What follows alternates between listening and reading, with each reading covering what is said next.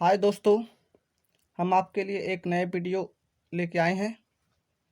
इस वीडियो में हम आपको रीजनिंग के 10 ऐसे क्वेश्चन बताएंगे जो काफ़ी धमाकेदार होगा। ये सारे क्वेश्चन अलग अलग टाइप से बिलोंग करेंगे और इस टाइप के प्रत्येक क्वेश्चन जो है हमेशा SSC, MTS, CHSL group D exam में पूछे गए हैं। तो चलिए बढ़ते हैं हम अपने पहले प्रश्न पर। हमारा पहला प्रश्न है, निम्नलिखित संख्याओं में से कौन सबसे भिन्न है। तो यहाँ पे भिन्न संख्या में देखना है दोस्तों। तो यहाँ पे देखना है कि ये संख्या आपस में बने कैसे हैं, यानी तीन संख्या एक जैसी होगी और एक अलग होगी। तो देखिए यहाँ पे दोस्तों साफ ही नज़र आ रहा है कि यहाँ पे 4 है और यहाँ पे 7 है। तो यहाँ पे 7, 4 और 7 में अगर हम मल्टीपल करते हैं तो 28 होता है। इसी प्रकार देखिए ऑप्शन नंबर बी है दोस्तों। यहाँ पे है 8 और यहाँ पर है 9। इसको अगर हम एक दूसरे के साथ गुना करेंगे तो ये 72 बनता है। इसी प्रकार ऑप्शन नंबर सी है। तो ये दोनों कॉमन है, ये भी एक जैसा है, ये भी एक जैसा है। तो इसमें कह रहा है कौन सबसे भिन्न है, तो हमें भिन्न चुनना होगा जो सबसे अलग हो। इन तीन ऑप्शन एक जैसे हो और एक अलग हो। तो यहाँ पे देखिए 9, 4 और 5, 4। तो इसमें 9 और 4 को जब हम आपस में गुना करेंगे तो 36 आता है। देखिए 9 गुने 4 इजकल टू 36। तो ये 36 आता है, लेकिन यहाँ पे बीच में लिखा क्या हुआ है, बीच में 45 लिखा हुआ है। तो हमारा इस प्रश्न का आंसर होगा ऑप्शन नंबर सी। अब बढ़ते हैं हम अगले प्रश्न पर। हमारा अगला प्रश्न है मिसिंग नंबर पर आधारित। तो इसमें ये जो मिसिंग नंबर है, ये नंबर हमें ज्ञात करना है। तो इस सीरीज में आप ध्यान दीजिएगा मिसिंग नंबर में कि आप देखेंगे कि अंक किस तरह बढ़ रहा है, किस तरह इंक्रीज कर रहा है। अगर धीरे धीरे बढ़ता है तो उसमें प्लस होगा, धीरे धीरे प्लस होगा। अगर बाय द वे एक ही बार बढ़ रहा है, जल्दी, बहुत जल्दी इंक्रीज कर रहा है, तो उसमें हम देखेंगे या तो उसके साथ स्क्वायर है या तो उसके साथ क्यूब है। तो यहाँ पे हम देख रहे हैं कि यहाँ पे 3 है, यहाँ पे 7 है, 16 है। तो इन दोनों का बीच में अंतर करेंगे। तो इन दोनों का अंतर करते हैं तो यहाँ पे 4 आता है। ठीक है, 4 और 3 में माइनस करेंगे तो यहाँ पे 7 और 3 में माइनस करेंगे तो 4 आता है। उसी प्रकार अगले अंक में देखते हैं, 16 और 7 में माइनस करेंगे तो हमें कितना आता है दोस्तों, तो हमें 9 आता है। देखिए फिर यहाँ पे 16 और 32 है, इसमें आपस में घटाएंगे तो हमें 16 आता है। ध्यान दीजिए दोस्तों। फिर यहाँ पे देखिए 32 और 57 है। यहाँ पे जब हम इसको आपस में घटाएंगे तो यहाँ पे क्या आता है दोस्तों, यहाँ पे आता है हमारा 5 यानी 25। ठीक है, 25 आता है। तो अब देख रहे हैं कि ये जो अंक है ये स्क्वायर की तरह बढ़ रहा है। देखिए यहाँ पे स्क्वायर आपस में जुड़ते जा रहा है। जैसे 3 में 2 का स्क्वायर जुटा तो 7 हुआ, फिर 7 में 3 का स्क्वायर जुटा तो 16 हो गया, और 16 में 4 का स्क्वायर जुटा तो यहाँ पे 32 हो गया। तो मुझे यकीन है कि आप ये प्रश्न समझ गए होंगे। अब इस टाइप के क्वेश्चन किसी भी एग्जाम में होगा तो आप इसे सॉल्यूशन इसका हल कर देंगे। तो देखिए यहाँ तक तो देख लिए, यहाँ पे 2 का है, 3 का है, 3 का 2 का स्क्वायर, 3 का स्क्वायर, 4 का स्क्वायर, 5 का स्क्वायर। तो यहाँ पे दोस्तों किसका स्क्वायर हो जाएगा, यहाँ पे 6 का हो जाएगा, और यहाँ पे किसका होगा, तो यहाँ पे 7 का होगा, और यहाँ पे क्या होगा दोस्तों, तो यहाँ पर होगा 8 का स्क्वायर। तो इस प्रकार 8 का स्क्वायर होता है 64। ठीक है, अब इसमें 64 हम ऐड करेंगे तो हो जाएगा 6, 4 दूनी 6 और 6 4 10, यानी हमारा आंसर चला जाएगा 200, ऑप्शन नंबर डी के साथ। तब बढ़ते हैं हम अगले प्रश्न पर। हमारा अगला प्रश्न है कि ये भी दो एक जैसे हैं, यानी कि ये दोनों जिस रूल से बने होंगे उसी प्रकार ये बनेगा। ठीक है, ये ध्यान दीजिएगा ऐसे प्रश्न पर। ये दोनों जिस रूल से बने होंगे, अगर ऐसा साइन रहे तो आपको इधर अगर मिसिंग नंबर रहे तो आपको ध्यान देना होगा, तो कि ये दोनों जैसे बनेंगे वैसे ये दोनों बनेंगे, उसी नियम से बनेंगे। ठीक है, तो यहाँ पे देखिए 45 है और यहाँ पे 89 है। तो यहाँ पे हमें ध्यान देना कि ये कैसे बना। तो देखिए दोस्तों, अगर हम 4 और 5, अगर हम 4 का स्क्वायर करेंगे तो 16 होता है और 5 का स्क्वायर करेंगे तो 25 होता है, तो ये नहीं आता। तो ठीक है, हम अब करते हैं 4 का क्यूब। ठीक है, 4 का क्यूब करते हैं, तो 4 का क्यूब करते हैं तो दोस्तों आता है 64। ठीक है, क्या आता है 64। उसी प्रकार 64 आता है, अब कितना कम है दोस्तों, तो 25 कम है, इस 89 लाने में 25 कम है, तो यानी ये क्या है, 4 का स्क्वायर है, 4 का क्यूब है और 5 का स्क्वायर है, यानी तो ये 89 आया। उसी प्रकार हम इसमें करेंगे, 3 का क्यूब करेंगे और 9 का स्क्वायर करेंगे, तो आंसर क्या आएगा दोस्तों, तो आंसर आएगा 3 का क्यूब होता है 27, 3 का क्यूब 3 का क्यूब 27 और 9 का स्क्वायर होता है 81। अब ये दोनों को जोड़ देंगे तो आएगा 108। ठीक है, 108। ठीक है, अब हम बढ़ते हैं अगले प्रश्न पर। तो दोस्तों हमारा अगला प्रश्न कथन और कारण से है। तो इस टाइप के क्वेश्चन हम कैसे बनाएंगे, तो इस टाइप के क्वेश्चन में हम कारण ढूंढेंगे। कारण कैसे ढूंढेंगे, कारण ढूंढेंगे क्या और कैसे लगाकर हम कारण ढूंढ सकते हैं। अब जैसे यहाँ पर एक कथन है कि साधारण जल की अपेक्षा समुद्री जल में तैरना आसान है, ये कथन है, स्टेटमेंट है। अब यहाँ पे इसका कारण क्यों है, क्यों तैरना आसान है, तो ये देखिए कारण है कि साधारण जल का घनत्व जो होता है समुद्री जल का घनत्व से अधिक होता है, इसके कारण तैरते हैं। तब यहाँ पे ऑप्शन दिया हुआ है कि क्या ये कारण और कथन दोनों सत्य है, तो देखिए यहाँ पे है कि कथन के अनुसार कारण सही व्याख्या है, तो ये अगर आप जानते होंगे तो आप बता देंगे। वास्तविक में सही में कि साधारण जल की अपेक्षा समुद्री जल का घनत्व अधिक होता है, इसी के कारण समुद्र में तैरना आसान होता है, तो ये हमारा आंसर चला जाएगा ऑप्शन नंबर ए के साथ। अब अगला प्रश्न है क्वेश्चन नंबर 5। क्वेश्चन 5 हमारा कह रहा है, यह भी कथन और निष्कर्ष से है, सभी लैंप हुक है, सभी लैंप क्या है, हुक है और कोई हुक रंगीन नहीं है। तो यहाँ पे निष्कर्ष एक कह रहा है कि कुछ लैंप रंगीन है और दूसरा निष्कर्ष कह रहा है कि कोई भी लैंप रंगीन नहीं है। तो इसको आप डायग्राम से भी प्रदर्शित करेंगे।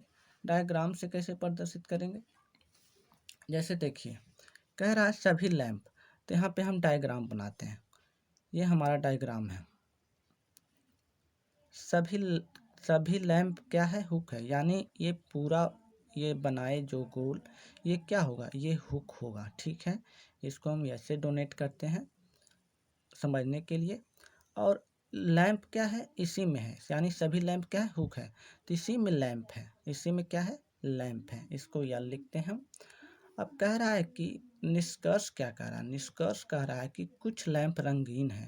तो यहाँ पे देखिए डायग्राम कथन के अनुसार तो रंगीन नहीं था, नहीं ना, पहला ये जो कथन है कि कथन के अनुसार तो इसमें कोई हुक रंगीन नहीं है, जब हुक रंगीन नहीं है तो लैंप कैसे रंगीन होगा, तो हमारा निष्कर्ष एक जो होगा ये गलत हो जाएगा। अब निष्कर्ष 2 कह रहा है कि कोई भी लैंप रंगीन नहीं है। ठीक है, कोई भी लैंप रंगीन नहीं है, तो ये भी सही है, ये सही है, क्योंकि देखिए जब हुक रंगीन नहीं है तो लैंप रंगीन भी नहीं होगा। तो हमारा देखिए ऑप्शन में ये कथन कहाँ पर है, ये निष्कर्ष कहाँ पर है, तो देखिए केवल 2 यानी सी नंबर का जो ऑप्शन हमारा है उसमें कह रहा है कि केवल 2 निष्कर्ष अनुसरण करता है, यानी ये जो कथन का सही तरह से प्रूव निष्कर्ष नंबर 2 ही कह रहा है, तो ये हमारा आंसर हो जाएगा सी। तो बढ़ते हैं हम अगले प्रश्न पर। हमारा अगला प्रश्न भाषा से संबंधित है और भाषा से संबंधित अधिकतर एग्जाम में आते हैं। ठीक है, तो इसे समझ लीजिए, यहाँ पे 4 अलग अलग पासे दिए हुए हैं और पूछ रहा है, क्या पूछ रहा है कि 4 के विपरीत वाले फलक पर कौन सा अंक होगा, तो इसको हम हल करेंगे। तो आप पासे के बारे में अगर कुछ भी जानते होंगे तो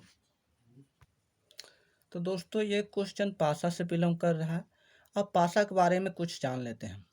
तो पासा बनाने की मुख्यतः 4 विधि है। पहला है मानक विधि। मानक विधि किसे कहते हैं? जब दोस्तों इनके विपरीत जैसे यहाँ पे 2 है तो इनके विपरीत अंकों का योग 7 होगा तो उसे हम मानक पासा कहेंगे। जैसे 5 2 के विपरीत 5 होगा तभी तो उन दोनों को जोड़ेंगे तो 7 होगा। लेकिन मानक पासा का यही पहचान है।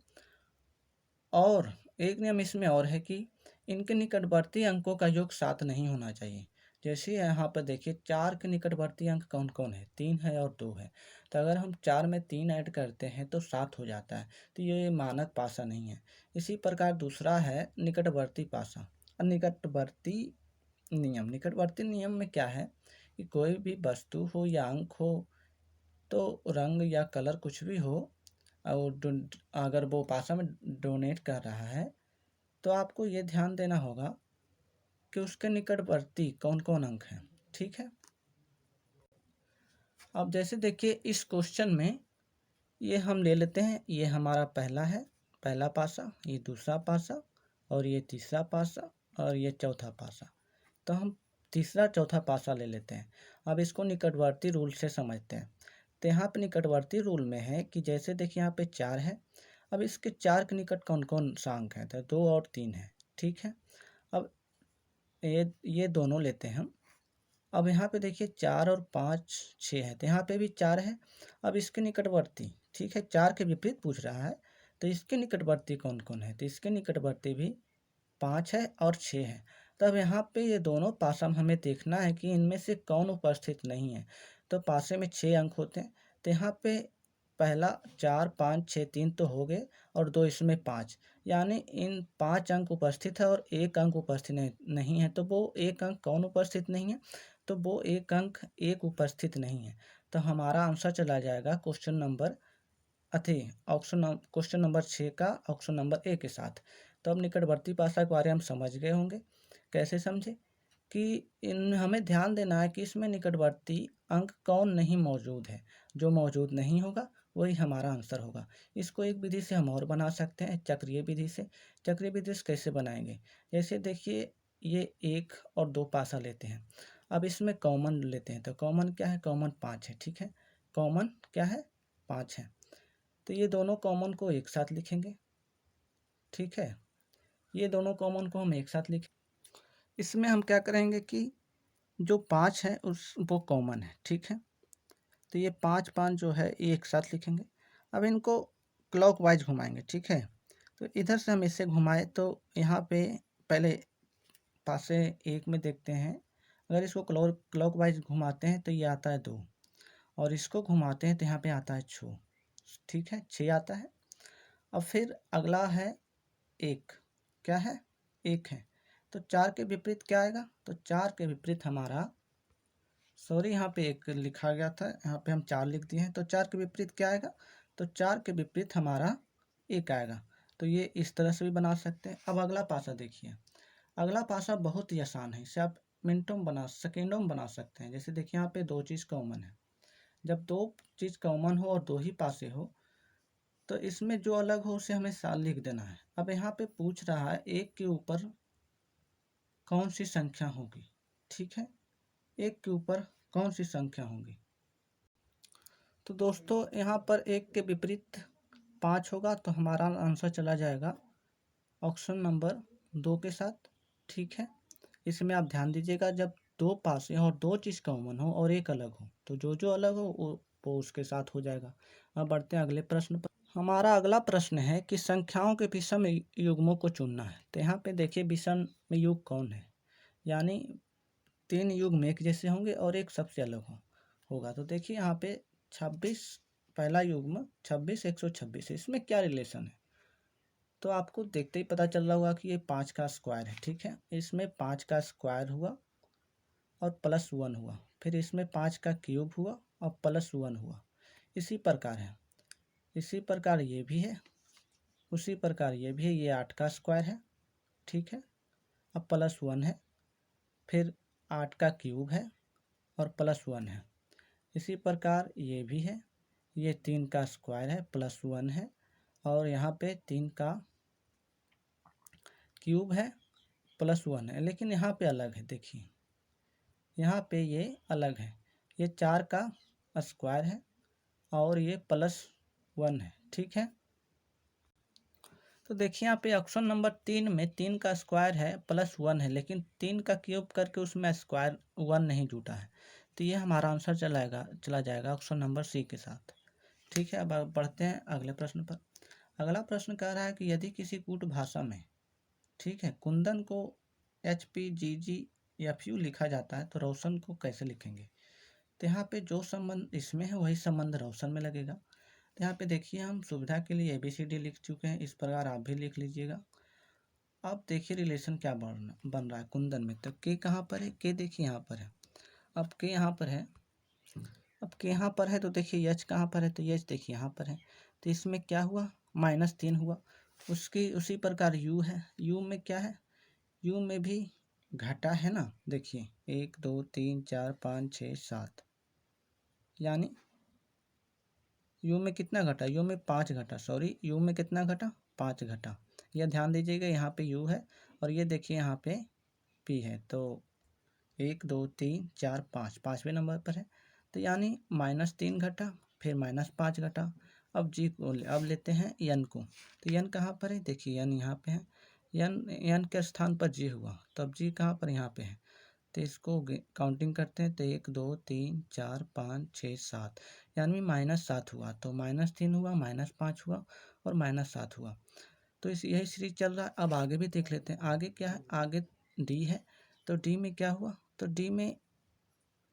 डी में जुट गया, देखिए डी में 3 ऐड हुआ, यानी सीरीज हमारा क्या चल रहा है, -3 -5 -7, इसी प्रकार +3। तो यानी हम यहाँ पर अब समझ गए हैं कि यही सीरीज चल रहा है, इसी सीरीज का रिपीट होगा। तो यहाँ पे भी +5 होगा और यहाँ पे +7 होगा। तो अब आते हैं यहाँ पे रोशन के साथ क्या होगा। तो आर के साथ अगर हम 3 माइनस करते हैं, अगर आर के साथ 3 माइनस करते हैं तो ये हो जाएगा ओ। तो ओ किस में दोस्तों, तो इसमें है और इसमें भी, तीनों में है, चारों में है। अब हमें पता नहीं चल रहा है तो यहाँ पे लिख लेते हैं ओ। अब फिर है ए में अगर हम -5 करेंगे तो क्या मिलेगा, तो देखिए ए में -5 करेंगे तो इधर को जाएंगे, ठीक है। तो जेड होगा, वाई होगा, यक्स होगा, डब्लू होगा और ये भी होगा। तो ये आएगा भी, 5वें नंबर पर भी आता है। उसके बाद देखिए सीरीज में -7 किया, तो हम किसके साथ -7 करेंगे, यू के साथ। तो यू कहाँ पर है, यू यहाँ पे है। इसके साथ -7 करेंगे तो 1 2 3 4 5 6 और ये 7, यहाँ पे यन हुआ। तो अब देखिए यन भी इसमें भी कॉमन है, इसमें भी कॉमन है, तो आगे गिनेंगे। तो आगे फिर क्या सीरीज है, आगे है सीरीज में +3। तो +3 किस में दोस्तों, फिर अब हम +3 करेंगे यस के साथ। तो यस के साथ +3 किए तो हमारा आया क्या, यस के साथ +3 करेंगे तो 1 2 3, यानी भी आएगा।